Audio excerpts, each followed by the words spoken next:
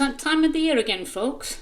Greetings, art lovers, and thank you for joining me, Judy Curtis, for the first of our 3 sneak peeks at work to be offered in Rockport Art Association and Museum's annual art auction and fundraiser.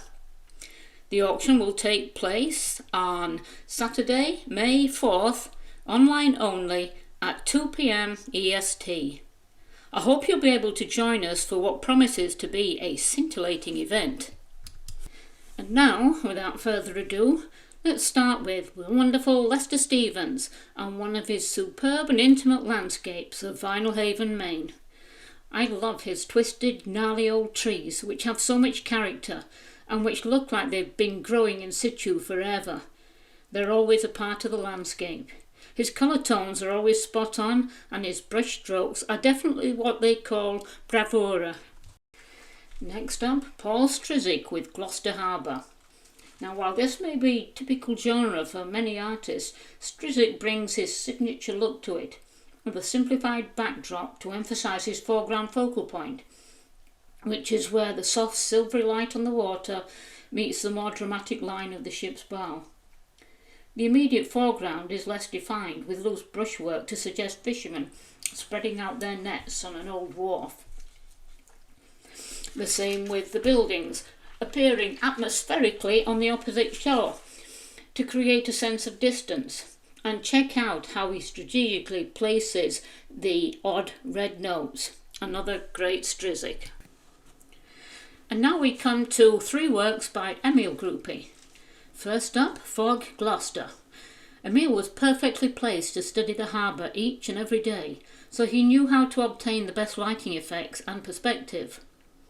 Emil and his father, artist Charles P. Gruppi, were living in New York when they visited a Frederick Mulhop show. They were so impressed with Mulhop's work and the subject matter, they came to visit Cape Ann for themselves. That was in the early 1920s. They finished up opening a summer studio in Rockport and returning to New York in the winter. Eventually, Emil moved to East Gloucester, where his home sat across the road from the bustling harbour, and he could study shapes, structures and seasons to his heart's content. I think that's what gave Gruppi the edge. He could observe the harbour until painting it was almost second nature. Observation is a vital skill for the artist, especially the plein air artist.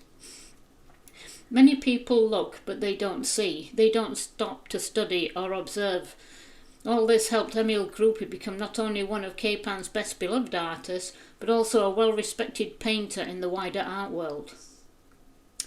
Moving on, this painting is called Mending the Nets, and it's a fine composition from a master designer, and his use of a light sky and subdued buildings create an atmospheric plane that creates a powerful contrast to the foreground, boats, nets and buoys.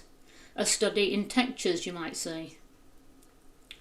Our third groupie is a horizontal composition, creating a wider aspect of the harbour in contrast to the previous 2, which being vertical made the design much more of an intimate portrait of fishing boats.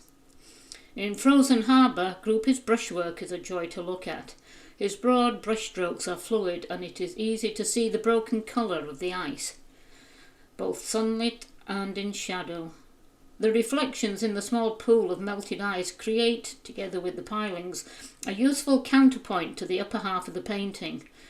Notice how Gruppi suggests the atmosphere of a crisp, bright winter day, not just with the striking note of a sunlit ice, but the fact that you can see the buildings and Banner Hill much more clearly than in the previous paintings. Next we have the man himself, Antonio Serino, whose bequest of half his estate to be sold to benefit the organisation blossomed into an annual event, and it's now the main fundraiser of the year for the Rockport Art Association and Museum. Serino is one of the few artists who enjoyed painting big and small. The antique shop here is 8 by 10 inches oil on board, but we have 2 larger Serinos which we'll be seeing in the coming weeks, which have to be seen to be believed. Serino is a master colourist. You might wonder why he picked as his subject someone's backyard with a line complete with washing.